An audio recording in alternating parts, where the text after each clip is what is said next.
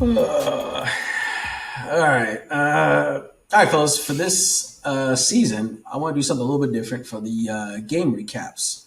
So, with the honorable honore rejoining the podcast, I would like us to step back into the courtroom, and I will be playing the role of prosecutor. Rudy, you are the defense attorney, and the honorable honore, well, he's the judge. So, I'll make a couple statements, and we'll go from there. Rudy, if you object, I mean, you have to object, say objection or whatever. You see in Law and Order. And Justin, just keep this man in check. If he gets too rowdy, I need you to bang the gavel. Okay. So, statement one. With a plus 8.5 spread, the Cowboys entering the home of the defending champs were not likely to be competitive for all four quarters, which is an important context going into this game. I object to that one. Last week we order. It was well established. You gotta let him finish. So let him finish the statement. Oh, I don't know about that. All right. I actually kind of did finish my sentence. I just said it was important context. So yeah, okay. My objection. We all selected the Cowboys to cover that spread. We knew the Eagles secondary was going to be Swiss cheese. I had told you this is going to be a shootout. In the second half ended up not being as much, but we went band for band, touchdown for touchdown to start the game. No way was this going to be a blowout, especially for each quarter. Justin? I mean, I'll let Rudy continue. There's no refrainment from me. Yeah, I mean, that's the gist of it, I suppose. All right, go to your Justin, next point, Ian. Okay. I don't disagree with either statement in this matter. All so. Right. I guess we got to brush up on our Law and Order declarations, or whatever the jargon is. All right, statement number two. When Jalen Carter was ejected, the best realization was not Carter getting rage baited by Dak, but that Coach Schottenheimer immediately attacked Carter's replacement. I don't need to object. I think that, with Carter out of the middle. All right, shut the fuck up. Okay. All right, statement number three. The first half was an offensive showcase, with the Cowboys leading the dance and the Eagles answering the bell, an attribute that will show up later. Ultimately, the Cowboys blinked first by settling for a field goal. I'll object to that. It didn't come down to the first field goal of the game. It came down to not executing in the second half. That's really what cost you. Well, I'm just talking about the first half, Your Honor. This man is out of order. Oh! Can you please put him back in line? What is happening? This is a lopsided court here. Continue, both of y'all. Both of y'all can continue. Okay, well, my point only with that last statement was that I'm talking only about the first half. It was an offensive showcase, the first half. And the first team to blink was the Cowboys when they settled for the field goal. I mean, I guess just because we cut it to one with another field goal. No, I'm still objecting because you had ample opportunity afterwards to either get a stop or at the end of the half score more than a field goal. So you had your chances. It wasn't up to one field goal, that first field goal. I'm going with Rudy on the win on this one because considering that you saying, they blinked first when their deficit was 1 point heading into the half, I feel like we're not going to judge the entire game off of one half, and the fact that you were considered this insurmountable underdog and you still went into the locker room down one, despite, maybe the last, 4 minutes of the second quarter didn't go as planned. Okay. I'm going with Rudy on this one. All right, the judge has spoken, but I will just remind you guys that I am recapping the entire game, and so I will get to the second half in these next few statements. But nevertheless, fair enough. All right, in the second half, look at this fourth statement. In the second half, the Cowboys' defense improved, not because of the weather delay, but due to adjusting and forcing Jalen Hurts to play quarterback. Yeah, I'm not objecting to that. Okay. And fifth and final statement of the Cowboys recap. Ultimately, the outcome was decided. What is that word there? ultimately the outcome was decided due to the Eagles superstars making the plays, i.e., answering the bell, as I mentioned earlier, and the Cowboys stars failing to do so, which is also an indicator of the difference between championship teams and good teams. I'm objecting here. So it has nothing to do with the Eagle stars. We talked about it a second ago, or briefly in your last statement. We made adjustments defensively. This was solely on our offense. This did not have anything to do with what Philly was doing. I'm gonna have to lean with Rudy on this one. Oh, disgusting. And exactly like Rudy said, you had ample opportunity. The Eagles did nothing in the second half. So what superstars stepped up for them? Only our stars regressed. So your statement's only half true, quite honestly. All right. The honorable, your honor, I guess that's right. I don't know why I keep calling that. Your honor, you asked me a question, so my answer. I asked you a question. Yeah, you said. What did you say? I don't know. You said something about like how did the Eagles step up the superstars? Well, I would say Jalen Hurts stepped up the entire first half. In the second half, when you need to play from your top wide receiver, CeeDee Lamb didn't show up and he didn't catch the ball. And when all the Eagles needed was a first down, AJ Brown helped them get that, and he was quiet the entire game. But when it came down to it, stripped the records. He still made a play. if I'm not mistaken, you said in your statement that the stars stepped up for the Eagles in the second half. What stars stepped up in the second half? Just making one first. They couldn't even. They had how many opportunities to ice the game and still couldn't do it. When they needed to, they iced it. Oh, they get 3 chances. They kicked one field goal in the entire second half. If their kicker's their star, then fine. They scored 3 points. Okay, but all we had to do was score a touchdown, and we could not do that. Or we could have scored 2 field goals. In Rudy's statement, he said what you said was half true. He said, yes, the Cowboys stars did not step up in the second half, aka CeeDee Lamb did not step up when those plays came. But you said the Cowboys stars did not step up and the Eagles stars did. That's not true at all. This is an honorable man right here. All right. I believe that is, I don't know how this ruling works, but 3-2 in favor of Rudy, or at least his objections. So I guess we got a little bit of the plaintiff or to the defense. A little bit of a mishmash on the kind of recap of the Cowboys game. But if I have y'all's understand, let's step out of the courtroom first, by the way, so we can all talk as equals and Justin can no longer be on that pulpit. So yeah, I guess the way I kind of saw the game, how the outcome of the game was, is just, we just failed to make plays down the stretch. And that was kind of disappointing. I did feel like there was a difference between, them and us, as I already mentioned, the superstar players. But I guess I'm alone on that statement or idea. Well, yeah, I mean, look, I'll let the judge speak for a second. No, we're out of the courtroom. We can talk. All right. Well, no, I think, like I had mentioned, Philly did nothing offensive. I think their game plan was not a good one. All their passes were within 7 yards of the line of the first down marker, or the line of scrimmage. Sorry. They were all short passes, and then Eberflus definitely stacked the box and blitzed a lot more in the second half. We had better gap discipline, and we shut that down. It was the offense.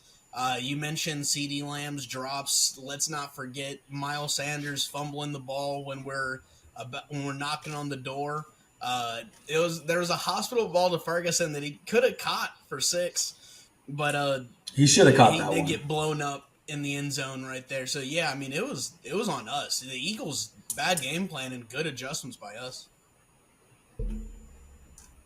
Yeah, I have nothing else to add in regards to Rudy's statement. I think me and him, for once, are in line with how this transpired. But moving on to the Giants, I mean, I know, Ian, off the pod, you touched on you don't feel like Russ Wilson is a good enough indicator of any type of, since we're still trying to figure out what this Cowboys defense is going to be post Micah. I I think we're all in agreement that they're probably going to win the game. But is there anything that can be taken away from this upcoming game that you guys are hoping to see? Uh, I'll go first. okay. I guess on offense, the only thing I guess I would be interested in seeing, I don't really want to see a Dak game because I guess my feeling about Dak after the Phillies game is that even though he looked fantastic, it's a familiar opponent, the NFC East and Philadelphia. So I feel like this is the exact same thing playing against the Giants, and we all know Dak's record against the NFC East. So with that being said, I'd be more interested to see how the run game does. And I had a question for y'all because I'm wondering about the Giants' defense. Do you think their front four, their defensive line, is better than the Philadelphia defense? And if the run game, shows up for the Cowboys, would that be, like a big success to y'all compared to the quality of the D line? Well, I, if I'm I not def- mistaken, I think the Commanders were able to run the ball anyways against the Giants. So you don't think I they're a good front four? I mean, in theory, but the Commanders rushed for 220 yards. So, I mean, I know everyone has a claim for Dexter Lawrence, Brian Burns. They drafted Abdul Carter. So, I mean, sure, they got some nice players up front, but as a whole, on paper, man, it's a bad Okay. defense, especially well, since they just lost their top linebacker essentially for the year this week. I will say though, without Jalen Carter, that Eagles front four is absolutely damaged. So I think it will be a little bit of a jump in talent as far as what's gonna come at you in the front four. That's to me, the biggest test isn't on our offensive side. I think it's going to be on the defensive side. Just as I had mentioned, the Eagles were really stale. Like the offense looked a little late Jason Garrett-y, where it was just like, hey, run a stop route. That's what I want you to do today. I think they're going to use Malik Neighbors a little more, and I'm not going to pretend that Russ is going to cook, but I want to see what our secondary does against that team because they really weren't tested in this past game. Yeah, I think Russell Wilson has been named the starter for the Giants. And then Justin, I know you alluded to our conversation off air, but I was kind of saying I'd rather see Jackson Dart play because he is a lot more mobile than Russell Wilson. I guess on the Cowboys' defensive side of the ball, though, too, what I would like to see is different personnel going out there to play because I kind of feel like this Cowboy coaching favoritism towards certain players, Kenneth Murray, Ken Murray, yeah. Clark. It's kind of holding us back a little bit. So, I know it's another NFC East opponent, one that doesn't look that good. But if we saw some different personnel out there, more Leofow, I would be excited and feel like that would be us moving in the right direction. All right, fellas, for this segment, as we go around the NFL, we're going to do something a little bit different as well. It's called Puff Puff Pass. And everyone gets the understanding of this. We've all been through high school and college. So I've been rolling up something, and it's called When is Third String Going to Be an Influencer game. And I was wondering if you guys want to take a hit of this Chiefs versus Chargers and get in on this influencing game, and if we should have more games on YouTube. I'll take a nice riff of the ultimate influencer quarterback Herbert because I'm buying stock. I'm buying stock in Herbert and the Chargers, low key. If we're talking about the game, strictly the game, yeah, no, I'd agree with Justin. I'd take a puff of that, but I will absolutely pass on the influencer craze the NFL was on, all this YouTube nonsense. That was horrific. They know we won't stop watching. They got us, so they're doing all this other nonsense to bring in other crowds. But I hate it, man. You know what was worse than that, Rudy? What's that? I think you had to have seen it. The biggest AI slop of a commercial that the NFL rolled out. Oh, is that the floats? Yeah, the float thing. Oh my word! Atrocious, absolutely atrocious. Hey, I'm so out. Pandering to the lowest common denominator, the new NFL. No, I'm Yeah, I past know. it. I rolled this nice one up for you guys to hit, but I'm also passing on my own work of. Hey, I'm Honestly, always I'm calling the cops on you for If we're that. Like, yeah, you you might go as to well jail because for that that. was a brutal shout out by me. Because yeah, but to Justin's point, yeah, I might be buying the Chargers, and he actually made Yeah. my little blunt look a little bit nicer if we low frame it key that way. Keenan Allen. I mean That shit. was a wild moment to Quentin see him Johnson. playing for the Chargers again. Well, I mean the dude got rid of that stinking Caleb Williams, and he got Ladd as a running mate. That's the chart. And Amarian Hampton looks nice. I don't Yeah. know. I think I'm buying the Chargers. They do say LA's got the loud, right? I uh, guess.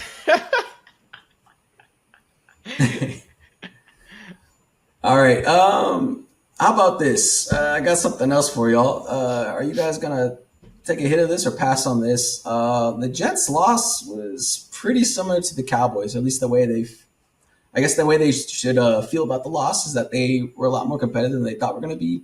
But ultimately, a little bit negative with the loss to the Steelers. But that was an exciting game. But I guess my statement is, yeah, do you guys want to take a hit of the Jets turning it around? Uh, nah. I'm not. I'm not taking a hit of that. Just because I felt like both teams are in that boat of like. I mean, they're not trash, but they're not good to me. The Steelers too? It was a mid off. It was really a mid off. Some whole bunch of Reggie in that blunt. I'm not gonna. I gotta pass. Can I hit only? Well, can I take a puff of only Justin Fields? Expand. What do you mean? I'm ready to buy back in the Justin Fields because I mean it's not gonna look pretty, but it'll be effective. I feel like. Man, you know what? I might take a hit of that Aaron Glenn train because I'm surprised he had them boys ready to play, and I don't know because like the way that he had Justin Fields playing, I mean, I think that might have be more on Aaron Glenn and how he's directing Fields too. So yeah, pretty nice, pretty nice. I'll only take the Justin Fields part. Oh, okay. Everything else, I can pass. You could pass. All right, fair enough, fair enough.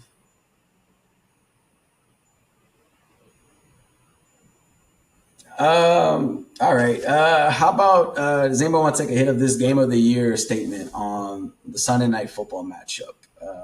I'm not pushing it. I just noticed it, freebie there. But it looks like it's offered up by the cops. So I'm warning all of you guys to pass on that. Does anybody want to take a hit of that though? I'll take a big pass. Yeah, game of the year is a little strong. It was quite a thriller for the first Sunday night, but I'm not going to give it that due right now. Yeah, a little bit hyperbolic to start the season off. Week one, we already have game of the season. I mean, let's tap brakes a little bit. And also, I don't think it'd be game of the season if the defenses are letting up 40 points and without overtime. I feel like that's kind of ridiculous. That's not a good game. Baltimore's fourth quarter offensively too. The fumble was bad, obviously, but they were so boring offensively. Like, I'm definitely gonna pass. And the touchdown to Keon Coleman that's like tipped and it ends up in the end zone. Like, get out of here, pass. Yeah, when one team kind of just completely blows it. I don't know about calling it the game of the year, but we know why they call it the game of the year. Their favorite quarterback won. So Chris Collinsworth, my God. So anytime you get a comeback like that from one of media's favorites, hyperbolic takes are going to come out of the woodwork. Yeah, I think the FCC needs to be alerted anytime Chris Collinsworth is on the call because, my God, the amount of blowing that guy is doing for every quarterback is disgusting. It's too pornographic for national television. Okay, let's just kind of generalize. All right, does anyone want to take a hit of this? As the Lions are going to be missing the playoffs this season.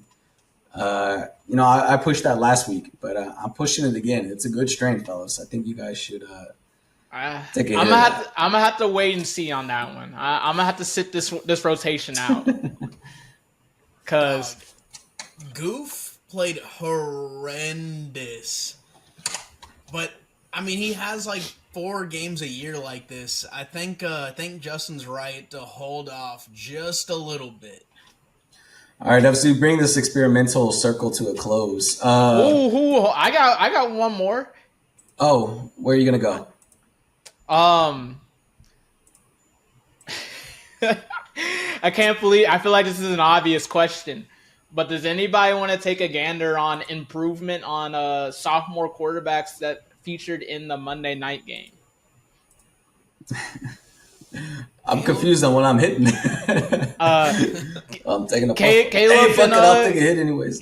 Caleb and old JJ, even though oh my one god, quarter of JJ work Okay, was apparently dude, JJ told the was whole so story. bad for 3 quarters of no, the no, no. game.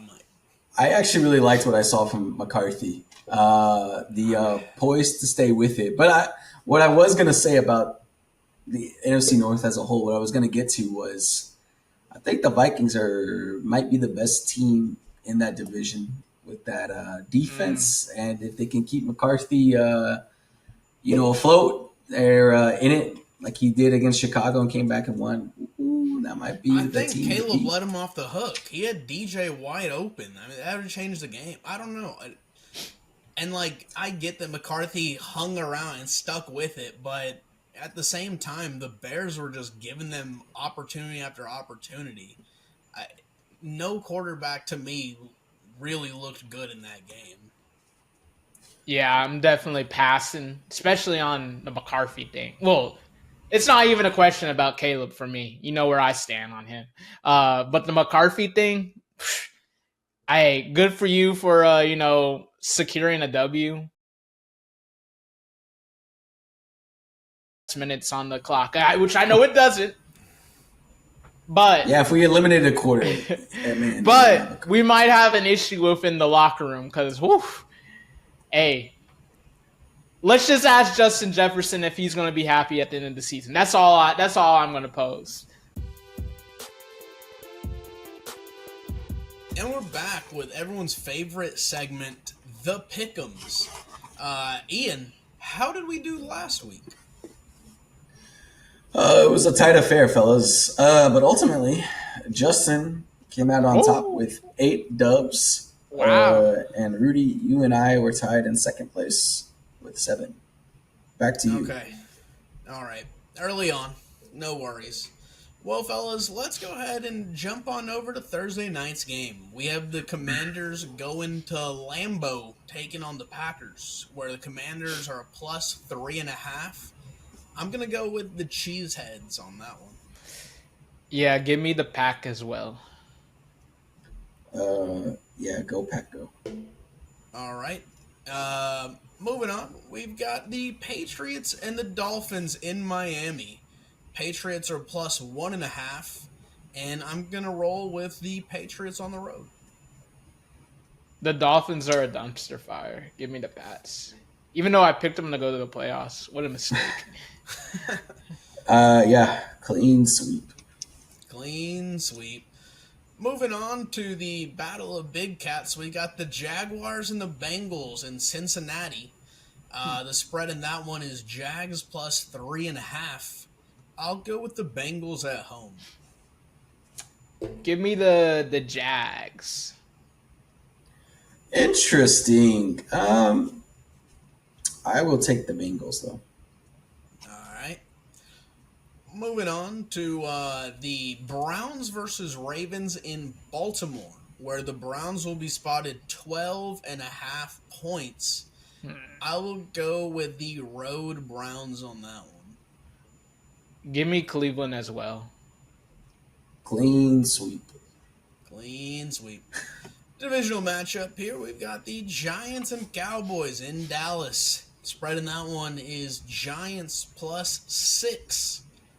I will go with the Cowboys. Give me Dallas. Yep. right, in a rematch of Super Bowl, whatever number from the late 90s, early 2000s, the Rams and the Titans in Tennessee. The spread in that one is Tennessee plus 5.5. I will go with the Titans to keep it close. Give me the Rams. Yeah, I too will take the Rams. All right. In a battle between two teams that claim to be from New York, but the game will take place in Jersey. It's the Bills and the Jets. Spread in that one is Jets plus 6.5. I will go ahead and take the Bills to cover that one. You know what? I'm gonna keep the Justin Fields propaganda going. I'm gonna trot the kicker out from 54. Nah, I guess in this case it would be 58. We're kicking the field goal right here. Give me the Field Jets. goal. Oh, the old field goal kick pick. Yes. So just for the audience, that means it's +3 if I were to get this cover. So go ahead and mark that down, Ian. Expect the block.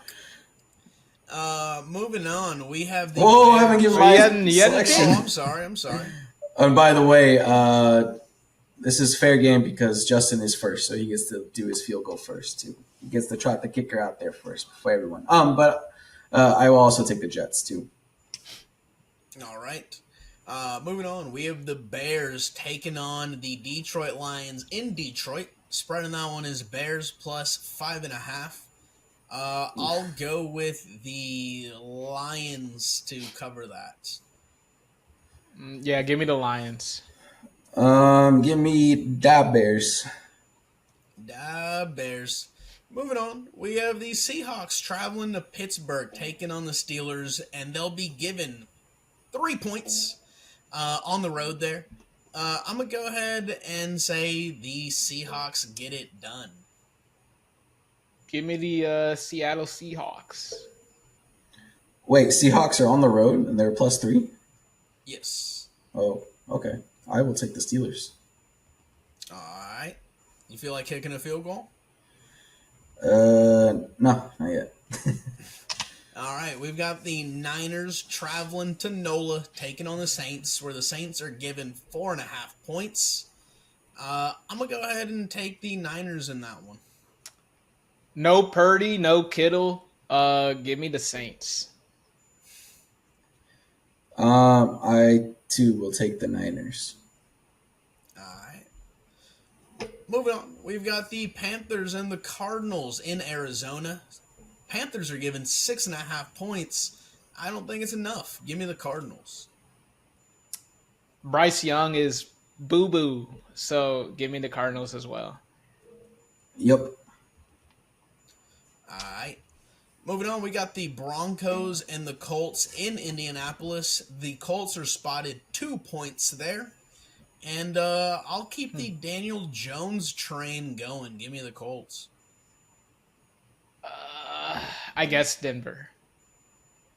What was the spread, Rudy? +2 to Indianapolis. I will give me the Colts. All right. Moving on, we've got a Super Bowl rematch in Kansas City. It's the Eagles traveling to KC. Kansas City is given 1 point in that matchup. And I will say that the Super Bowl was so bad, but the Eagles did not look good. Give me the Chiefs somehow. Give me Philly. Yep, give me the cheesesteaks. All right. Yeah, that one I didn't feel too good about. The Falcons are traveling to Minnesota. And they're given 4.5 points against the Vikings. I will say the Vikings will get it done. Let me go with the Falcons on this. I will take the Vikings at home. All right. Sunday night football. Wait. No, this is Monday. There's 2 Monday nights. Monday Night Football. Wait. The Falcons Vikings game is Sunday night? That's Sunday night. Yeah, bro. They're trying to sell you on young quarterback. No, that is disgusting. Golly. Yep. But I guess I'd rather. Anyway. They said national championship rematch. All right, let me ask you a question though. Would you rather take that or Chiefs versus Eagles on Sunday night? I'd take Vikings Falcons. Yeah, I kind of already have an idea how that. I think we dodged a bullet, even though it's a disgusting matchup. Fair enough. All right. Monday night, we've got the Bucs traveling to the Lone Star State, taking on the Houston Texans, where the Bucs will be given +2.5 in that one, and I'm going with the road Buccaneers. Yeah, give me Tampa Bay. What a monstrosity the Texans are. Yep, give me the Bucs. All right, and in the final game of the week, the second Monday Night Football game, the Chargers are traveling to Vegas to take on the Raiders. Hometown Raiders given 3.5 points. I'm going Chargers, and not only that, I will kick a field goal right here. Chargers guaranteed to cover. I like that one, Rudy. Give me the Chargers as well. Yeah, I will. I too will take the Chargers. And I guess since I haven't shot my kicker out there yet, I will look back on the Browns versus Ravens with the +12.5. That's too big of a spread. I will lock the Browns to cover. Way too big for a divisional matchup, and it's the Ravens. They know how to fumble the ball when you don't need it to happen. All right, but y'all are about to witness the comeback of the kid, Wheezy. You can't make a comeback in week 2. It's 1 point, too. What are you talking about? True. I was never really down and out. Anyway, but Ian, y'all, anyone got anything else? Nah, let's get the fuck out of here.